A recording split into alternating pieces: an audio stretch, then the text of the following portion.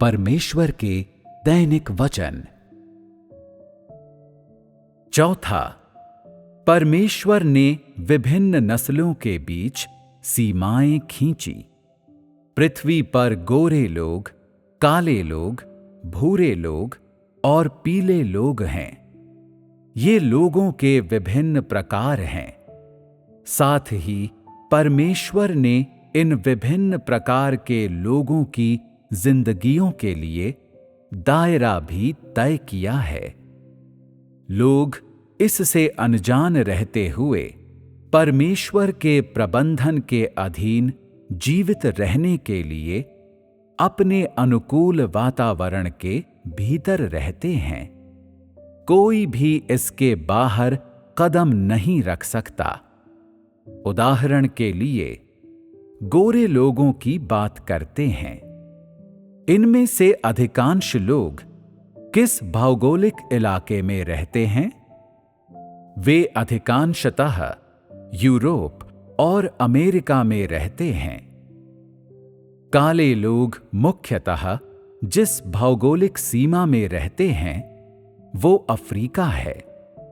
भूरे लोग मुख्य रूप से दक्षिणी पूर्वी एशिया और दक्षिणी एशिया में थाईलैंड, भारत, म्यांमार, वियतनाम और लाओस जैसे देशों में रहते हैं।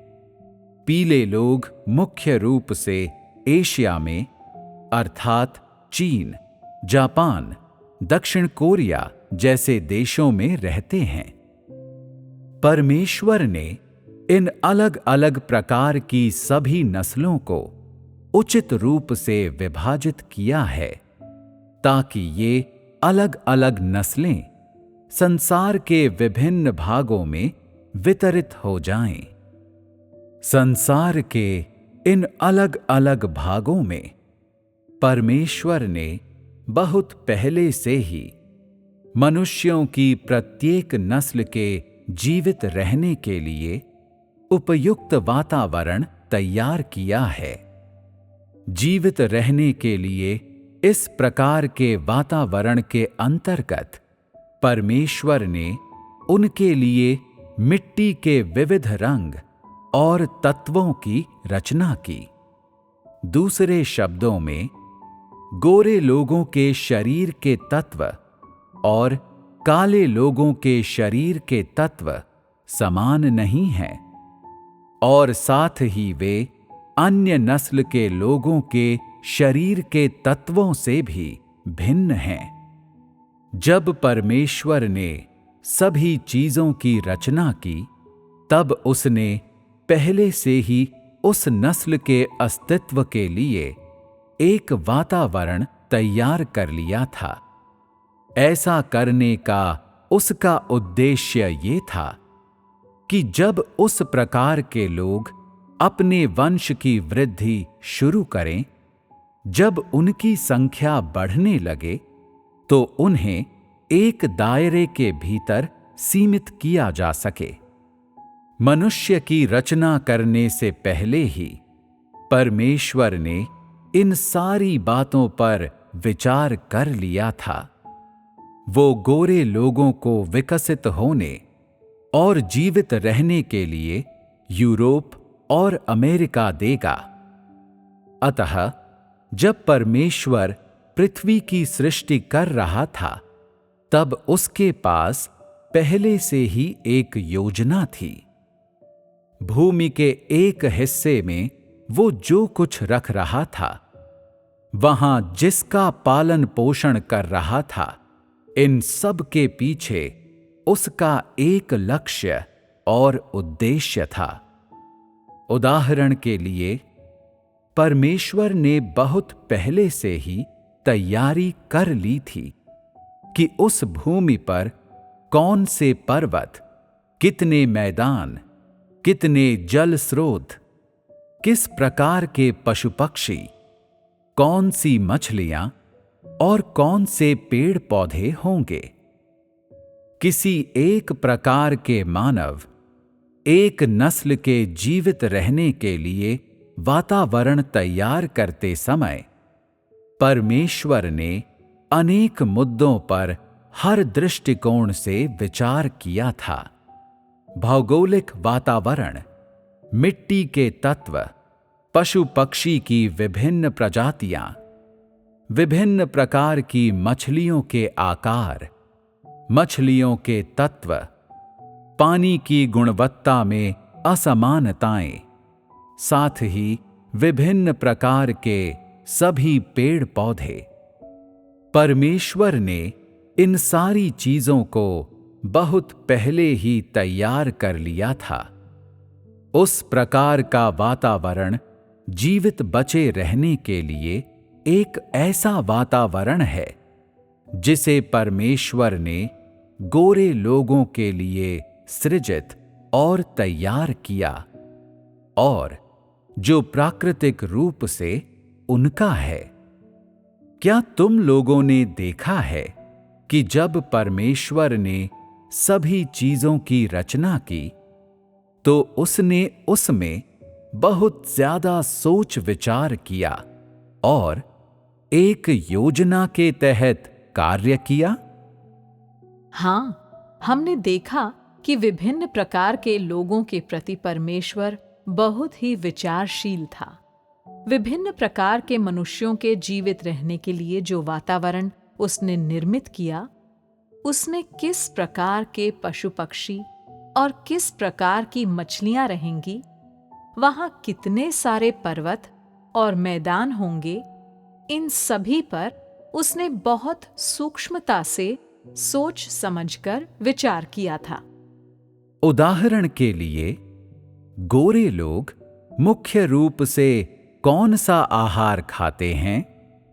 जो आहार गोरे लोग खाते हैं वो उन आहारों से बिल्कुल अलग है जो एशिया के लोग खाते हैं। जो खाद्य पदार्थ गोरे लोग खाते हैं वे मुख्यतः मांस, अंडे, दूध और मुर्गी पालन के पदार्थ हैं। अनाज जैसे रोटी और चावल सामान्यतः मुख्य आहार नहीं हैं। उन्हें थाली पर किनारे रखा जाता है। सलाद में भी कुछ भुना हुआ मांस या चिकन डालते हैं। गेहूं पर आधारित आहार में भी वे चीज, अंडे और मांस डाल देते हैं। यानी उनके मुख्य भोज्य पदार्थ गेहूं पर आधारित आहार या चावल नहीं हैं। वे लोग मांस और चीज बहुत खाते हैं। वे प्रायः बर्फीला पानी पीते हैं क्योंकि वे लोग उच्च कैलोरी युक्त आहार खाते हैं। अतः गोरे लोग असाधारण रूप से तगड़े होते हैं। ये उनकी आजीविका के स्रोत हैं।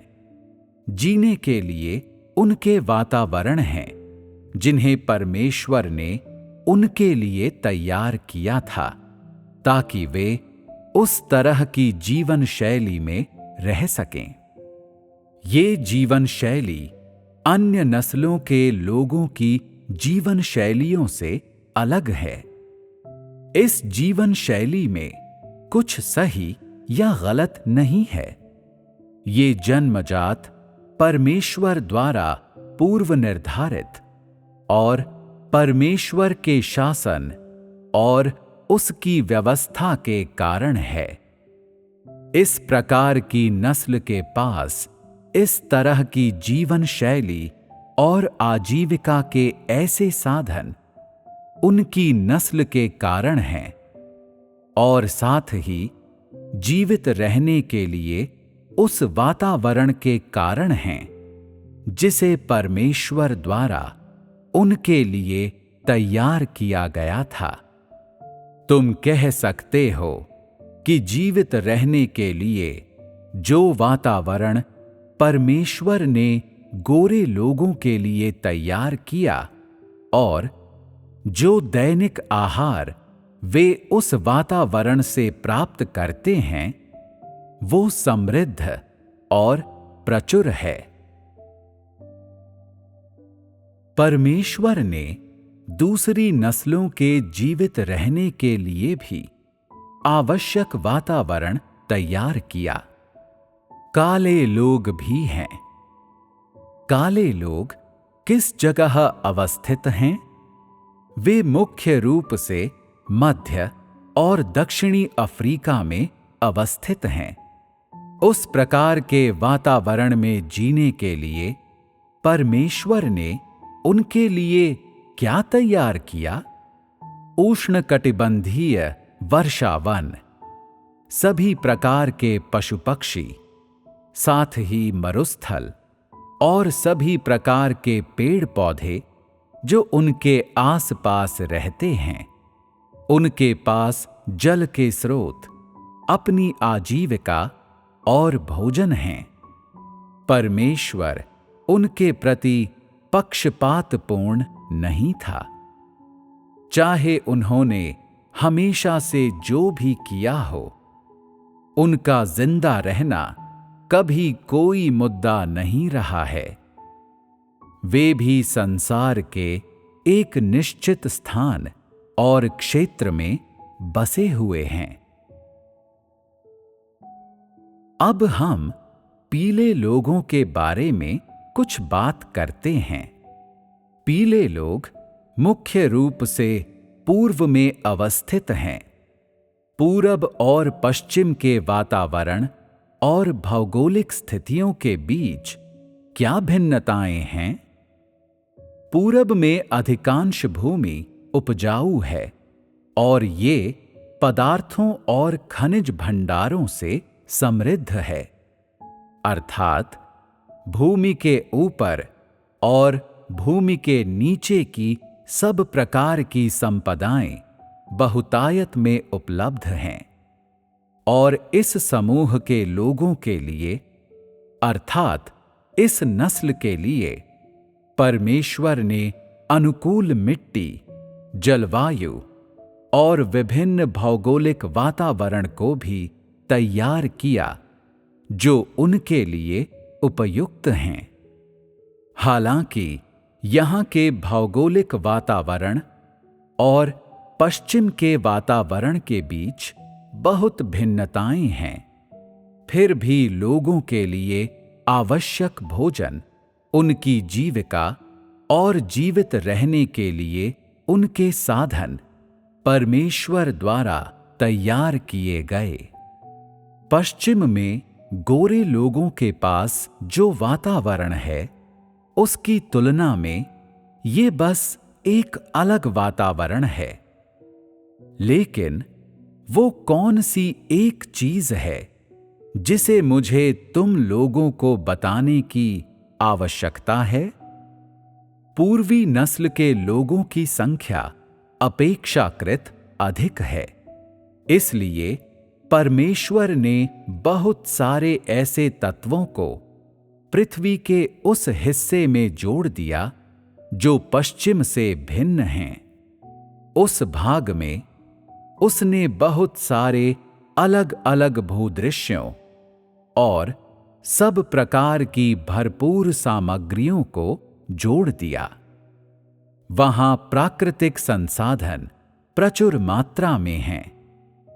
साथ ही भूभाग भी विभिन्न एवं विविध प्रकार के हैं, जो पूर्वी नस्ल के लोगों की विशाल संख्या का पालन पोषण करने के लिए पर्याप्त हैं। जो चीज पूर्व को पश्चिम से अलग करती है, वो है दक्षिण से उत्तर तक और पूर्व से पश्चिम तक जलवायु पश्चिम से बेहतर है। चारों ऋतु स्पष्ट रूप से भिन्न हैं। तापमान अनुकूल हैं। प्राकृतिक संपदाएं प्रचुर मात्रा में हैं और प्राकृतिक दृश्य और भूभाग के प्रकार पश्चिम से बहुत बेहतर हैं। परमेश्वर ने ऐसा क्यों किया? परमेश्वर ने गोरे और पीले लोगों के बीच एक बहुत ही तर्कसंगत संतुलन बनाया था।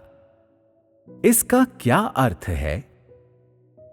इसका अर्थ ये है कि गोरे लोगों के खान पान के हर पहलू, उनके उपयोग में आने वाली हर चीज और मनोरंजन के लिए उन्हें उपलब्ध कराए गए साधन, ये सारी चीजें पीले लोगों को उपलब्ध सुविधाओं से कहीं बेहतर हैं। फिर भी परमेश्वर किसी भी नस्ल के प्रति पक्षपातपूर्ण नहीं है। परमेश्वर ने जीवित रहने के लिए पीले लोगों को कहीं अधिक खूबसूरत और बेहतर वातावरण दिया। यही संतुलन है। परमेश्वर ने पूर्व नियत कर दिया है कि किस प्रकार के लोग दुनिया के किस भाग में रहने चाहिए। क्या मनुष्य इन सीमाओं के बाहर जा सकते हैं? नहीं, वे नहीं जा सकते। ये कितनी अद्भुत चीज है। यदि विभिन्न युगों या विशेष समय के दौरान युद्ध या अतिक्रमण हुए हों, तो भी ये युद्ध और ये अतिक्रमण जीवित रहने के लिए उन वातावरणों को बिल्कुल नष्ट नहीं कर सकते जिन्हें परमेश्वर ने प्रत्येक नस्ल के लिए पूर्व निर्धारित किया हुआ है। अर्थात परमेश्वर ने संसार के एक निश्चित भाग में किसी एक प्रकार के लोगों को बसाया है और वे उस दायरे के बाहर नहीं जा सकते। भले ही लोगों में अपने सीमा क्षेत्रों को बदलने या फैलाने की किसी प्रकार की महत्वाकांक्षा हो, फिर भी परमेश्वर की अनुमति के बिना इसे हासिल कर पाना बहुत मुश्किल होगा। उनके लिए इसमें सफलता प्राप्त करना बहुत ही कठिन होगा। उदाहरण के लिए, गोरे लोग अपने सीमा क्षेत्र का विस्तार करना चाहते थे और उन्होंने अन्य देशों में उपनिवेश बनाए। जर्मनी ने कुछ देशों पर आक्रमण किया और इंग्लैंड ने कभी भारत पर कब्जा कर लिया था। परिणाम क्या हुआ? अंत में वे विफल हो गए। हम उनकी इस असफलता में क्या देखते हैं? जो कुछ परमेश्वर ने पूर्व निर्धारित कर रखा है, उसे नष्ट करने की अनुमति नहीं दी गई है। अतः इससे कोई फर्क नहीं पड़ता कि वो गति कितनी तेज थी जो शायद तुमने ब्रिटेन के विस्तार में देखी होगी। अंततः उन्हें तब भी भारत की भूमि को छोड़कर पीछे लौटना पड़ा।